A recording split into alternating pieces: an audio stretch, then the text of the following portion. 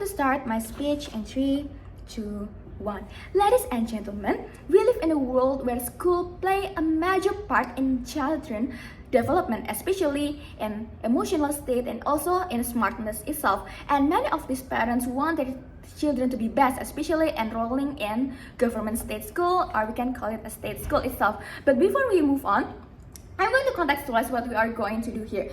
So we mean that primary and also middle school is actually contextualized as a elementary school and also junior high school or middle junior high school. Meanwhile, a children is a youngster that have the age range of 7 to 12 years old and still need a lot of attention regarding the improvement of their capabilities. Meanwhile, the intelligence that we are talking about is not only the smartness in the brain but also how their emotional state itself.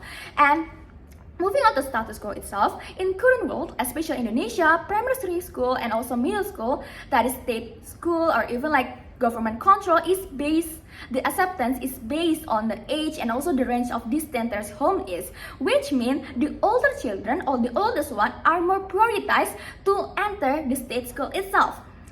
And this lead the class arrangement will follow the oldest one, where the oldest will get grouped with the oldest, and then it's only based on the age, rather than doing it based on the capabilities and also skills itself. But in reality, ladies and gentlemen, many of children start their school earlier, preschool earlier, which means they graduate from preschool earlier and ready to start their elementary school more earlier than the rest. And besides that, many of these children actually has more emotionally more stable and actually more independent because they are educated independently by their parents, because their parents are mostly working away from home.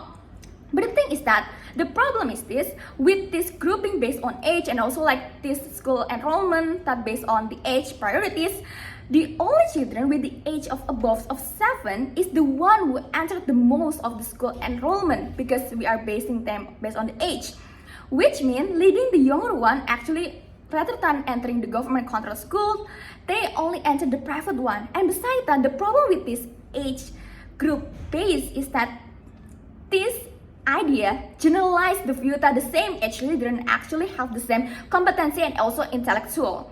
And opponent team will say that, well, the acceptance because of the age will encourage parents that their children more older actually can start continuing their education. And also, in our side, in opposition type, we can prevent more bullying happen because we made them interact with their own peers that have the same age itself. So, but I want to completely but that is totally very dismissive, because what our goal is that we want these children to have more chance to learn more comfortably and also like without interruptions.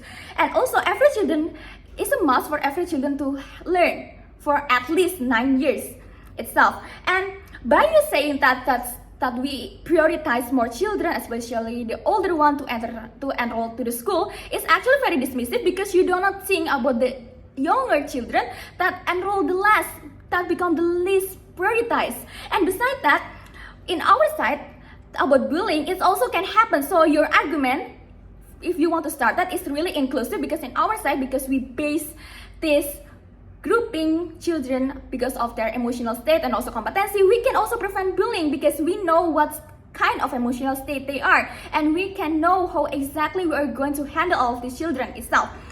And moving on to that's why we believe that in our stand itself, we believe that grouping based on age should be abolished at all, because it generalizes the abilities of every children that in age they have the same capabilities. Meanwhile, it's more than that, and it's not in line with this era of children where they have different capabilities and mind itself. And our goal is that firstly, we want to increase and also ensuring the school curriculum and also quality, because we going to adapt some of these children capabilities that I'm going to explore more. And secondly, that children understanding, that our goal is that children understanding their skill without feeling overwhelmed. And moving on to this policy that we are going to implement, first of all, we are going to socialize the change of curriculum and also acceptance of enrollment, not only based on age, but because based on competency and also intelligence, where children must comply the standard of intelligence and also competency itself. And secondly, before school start, we will do a task to measure their emotional state, which lead to number 3 of policy. We are going to group them based on the result of capabilities and also emotional state emotional intelligence itself. So they can interact and study with their peers that have the same emotional state and also have the same capability with them.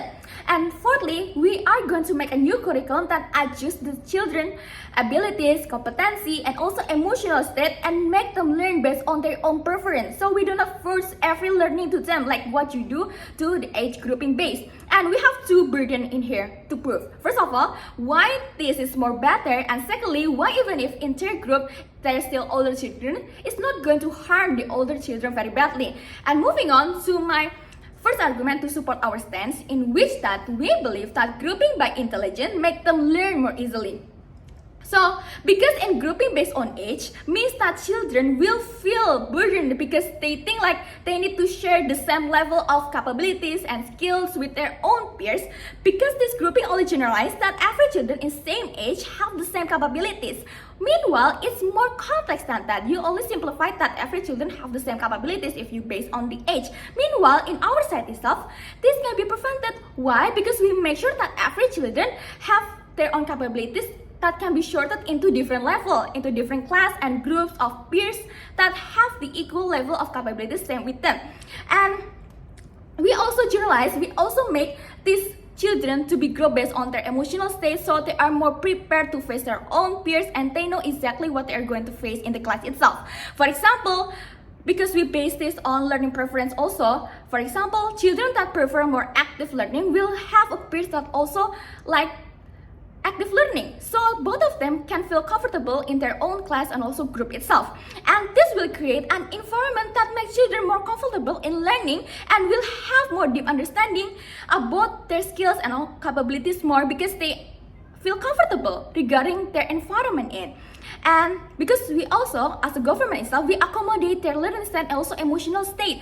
And in opposition team, this cannot be achieved because what they do, because they generalize the whole batch that they have the same skill, is actually very harmful because that makes them feel pressure that they need to do better as their own peers. Meanwhile, not every children have the same capabilities itself. And this will lead into they feel more anxious, more feel like they're not doing enough, which in our side can be prevented because we accommodate every of their capabilities and also skills itself. The impact is that in our side, firstly, we can ensure that children in state school in every age have their own learning preference itself and we accommodate every of them. And besides that, secondly, even if in their group they still have more children that older, it's not going to really hurt them. Because why? Because as I said before, we already group them based on their emotional state, so they know what they are going to face in that class itself. And this actually called prevent bullying because they do not feel any pressure that makes them really want to lash out to any more people or children that more higher, that more capable than them itself. And by that, the link back is that we want these average children to have the minimum that they need to study, especially Indonesia itself, as we are talking Indonesia in setup, that we want these children to have a 9 years of education at least. And this can be achieved by us because we do not group them based on the age, but we group them based on their capabilities and also skill, so we can accommodate all of their needs and also skills. And we can also prevent bullying because we know exactly what their emotional state are. And by that, me as the first speaker of the government propose this motion with thank you.